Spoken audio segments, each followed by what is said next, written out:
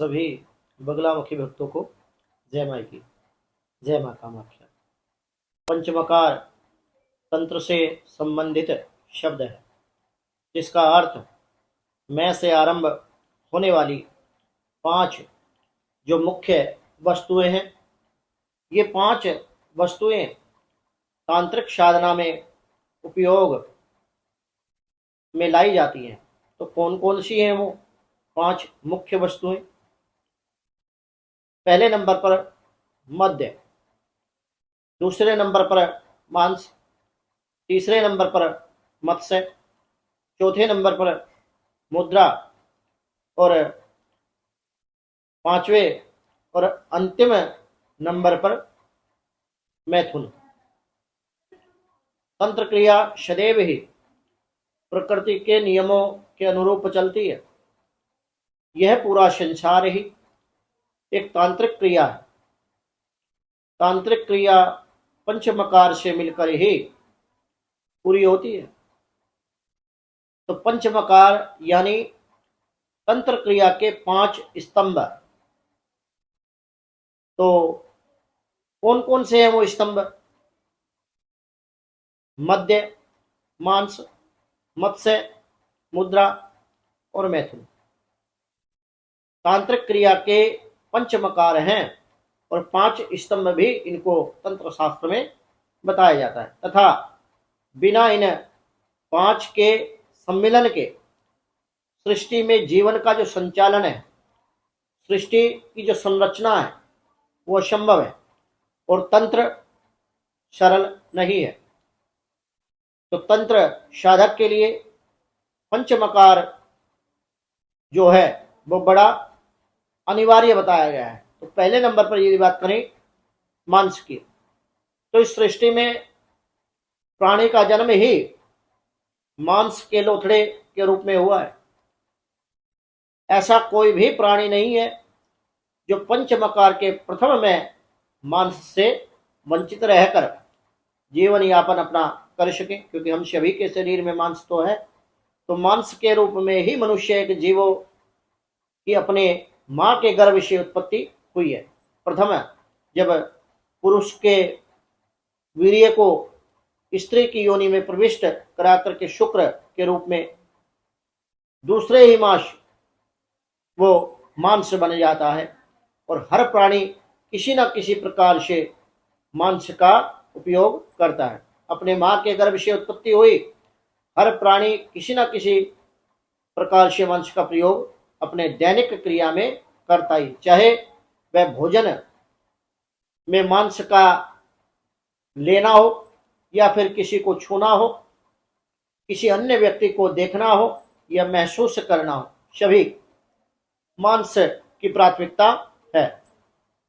जब मां के गर्भ में जीवन का विकास होता है तब उसका सबसे पहला वजूद मांस के रूप में ही होता है। इससे सिद्ध होता है कि जीवन की जो शुरुआत है, जीवन का जो आरंभ है, पंचमकार के प्रथम में से ही जीवन की शुरुआत होती है, जीवन का आरंभ होता है। अब दूसरे नंबर पर यदि बात करें तो मत्स्य। मत्स्य का शाब्दिक अर्थ मछली से होता है, परंतु तंत्र क्रिया में अथवा पंचमकार में मत्स्य का मतलब जो है यहाँ मछली से नहीं है। मत्स्य का मतलब चंचलता या गति से होता है।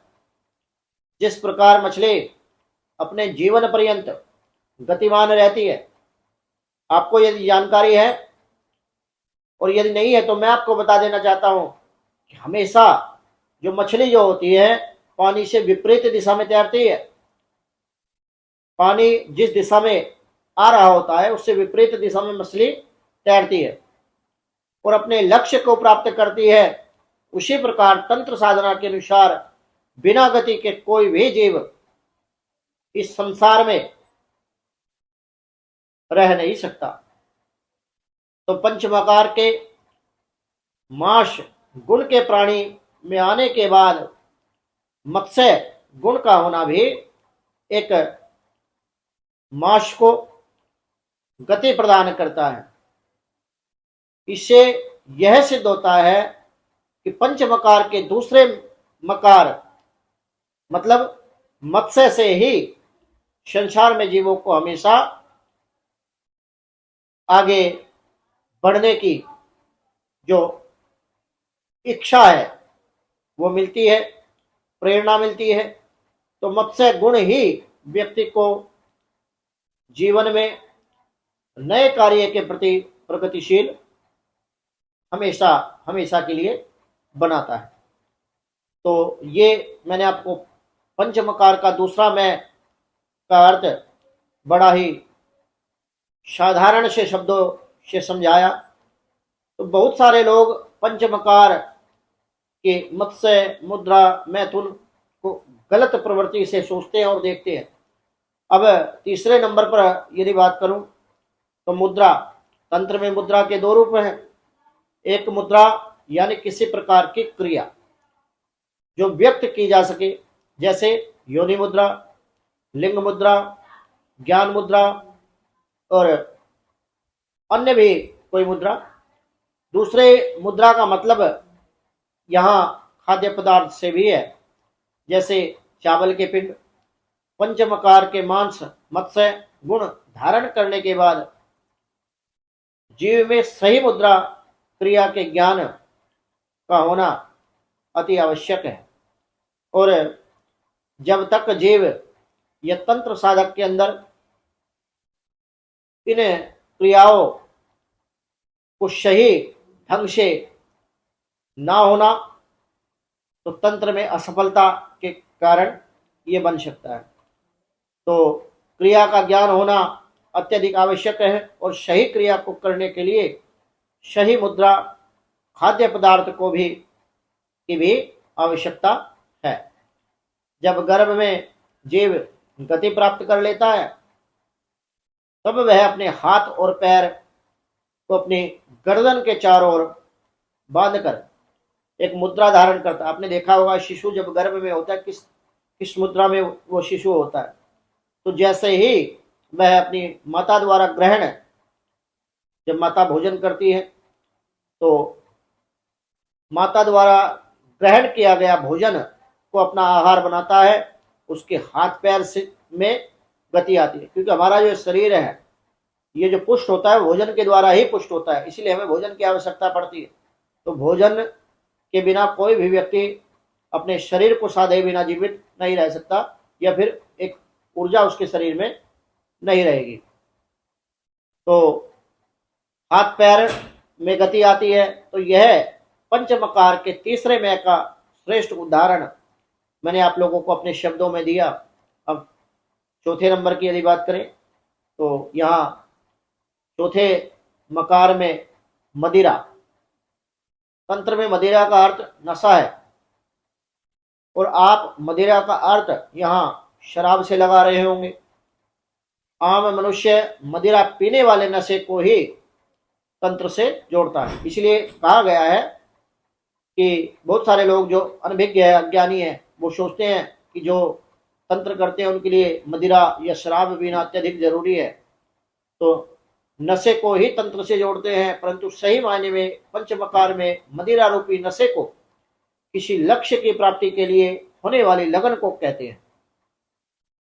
क्योंकि तंत्र, जब व्यक्ति तंत्र क्षेत्र में जाता है तो उसका मुख्य उद्देश्य होता है ईश्वर की प्राप्ति करना, भगवत की प्राप्ति करना, ब्रह्म की प्राप्ति करना या ब्रह्म को जान लेना।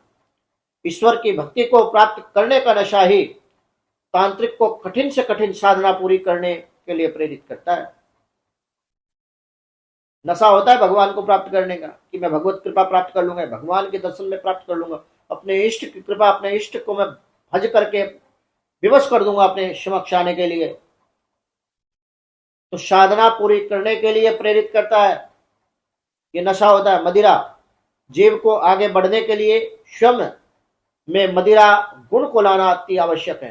पंचमकार के यह चारों गुण जब एक साथ मिले जाते हैं, चारों गुण जब इकट्ठा हो जाते हैं, वह जीव मांस, शरीर, मत्स्य, गति, मुद्रा, क्रिया, आहार और मदिरा मतलब नशा के आने के बाद अपने जीवन में कोई भी लक्ष्य प्राप्त कर सकता है। कोई भी कार्य साधक के लिए असंभव नहीं है।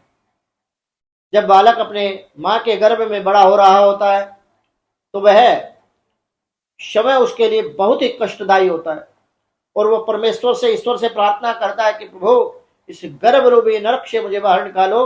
तो भगवान उसको कहते हैं कि क्या करेगा, इससे बाहर निकल करके क्या करना है। तो वो कहता है कि मैं आपका भजन करूंगा, आपका सुमिरन करूंगा। तो 9 महीने गर्भ रूपी नरक का भोग वो करता है और निरंतर प्रभु से प्रार्थना करता है कि आप इस गर्भ से मुझे बाहर निकालो। गर्भ में बड़ा हो रहा होता है तो वह समय उसके लिए बड़ा ही कष्टकारी होता है। मां के द्वारा ग्रहण किया गया भोजन उसकी कोमल त्वचा को चोट पहुंचाता है और गति आने के बाद, मां से आहार मिलने के बाद वह जीव शिव को इस कष्ट से निकलने के लिए ईश्वर से प्रार्थना भी करता है और ईश्वर से कहता है कि मैं आपका भजन करूंगा, मुझे इस गर्भ रूपी नरक से आप बाहर निकालो। उसके अंदर मदिरा गुण का प्रवेश होते ही वह अपने कष्ट को दूर करने के लिए ईश्वर से प्रार्थना करता है। तो ईश्वर उसकी प्रार्थना को सुनते हैं और देखते हैं। जब उसके गर्भ के पूर्ण होने का समय आता है तब वह शिशु जन्म लेता है और जन्म लेने के बाद में जब तक वह बाल रूप में होता है तब तक वो छल कपट, बेईमानी, चोरी, ठगी, इन चीजों से दूर रहता है। अब बात कर लेते हैं पंचमकार के अंतिम मैथुन की। तो मैथुन से बहुत सारे लोग यहाँ कुछ अलग धारणा उनके मन में आ रही होगी। तो मैथुन का अर्थ है मथना। तंत्र में मैथुन का बड़ा महत्व है, परंतु इसे किसी प्रकार अपने जीवन में अपनाना है वह जानना बहुत जरूरी है। अधिकतर लोगों को तंत्र के बारे में भ्रांति है कि यहाँ तांत्रिक को मैथुन करने की छूट है। मैं यहाँ पंचमकार के इस 5वें और बहुत ही महत्वपूर्ण मैं के बारे में बताना चाहता हूं आप लोगों को कि तंत्र में यह कहा गया है कि संसार में पाई जाने वाली हर वस्तु को यदि सही प्रकार से मथा जाए। आपने देखा होगा देवासुर संग्राम जब हुआ तो मंदराचल पर्वत को मथानी बना करके देवताओं ने और असुरों ने समुद्र मंथन किया। तो यदि सही प्रकार से मथा जाए तो एक नई वस्तु का जन्म होता है, जिसका उदाहरण हमारे शास्त्रों में मिलता है कि समुद्र मंथन में दिया गया। समुद्र मंथन के समय सागर के मंथन से विभिन्न प्रकार की जो वस्तुएं हैं उनका जन्म हो, जैसे विष, अमृत और अनेकों प्रकार के रत्न समुद्र से निकले थे जब समुद्र मंथन हुआ था। तो उल्लेख प्रमुख है गृहस्थ जीवन में जब एक पुरुष अपनी स्त्री के साथ मैथुन करता है और अपने वीर्य को स्त्री के बीज के साथ मंथन करता है तो एक बालक के रूप में एक नई ऊर्जा और एक नई सृष्टि का निर्माण होता है। एक नया जीवन का निर्माण स्त्री और पुरुष के संयोग से होता है। तो इसलिए मैथुन करने से तंत्र में कुछ भी नया निर्माण करने की बात यहाँ कही गई है। तो बहुत से लोगों की अलग धारणा होगी, कुछ अलग वो सोचते होंगे, परंतु यहाँ शाब्दिक अर्थ जो है वही जो मैंने आपको बताया, शाब्दिक अर्थ यहाँ ये है और सत्यता भी इसकी यही है। जब एक तांत्रिक मैथुन करता है तब वह स्वयं अपने शरीर, ब्रह्म, शिव तथा अपनी आत्मा शक्ति और शिवा का मंथन करता है, ऐसा शास्त्रों में बताया जाता है। और ये जो बोध मैं आप लोगों को कराना चाहता हूँ, बताता हूँ, ये मेरे जीवन का निजी अनुभव और गुरुदेव से सीखा हुआ ज्ञान मैं आपके समक्ष रखता हूँ। तब उस मंथन को सही ढंग से करने के उपरांत ही ईश्वर को पाने के नए रास्ते और का निर्माण होता है और नया मार्ग आपके लिए ईश्वर प्रशस्त करता है। तो भक्तों, पंचमकार के 5 मैं जो तंत्र साधक के लिए बहुत ही महत्वपूर्ण और जरूरी हमारे तंत्र शास्त्र में बताए गए हैं। तो यदि मेरे द्वारा दी गई जानकारी आपको अच्छी लगी हो तो YouTube चैनल को सब्सक्राइब अवश्य करें। सभी भक्तों को जय माई की, जय मां कामाख्या।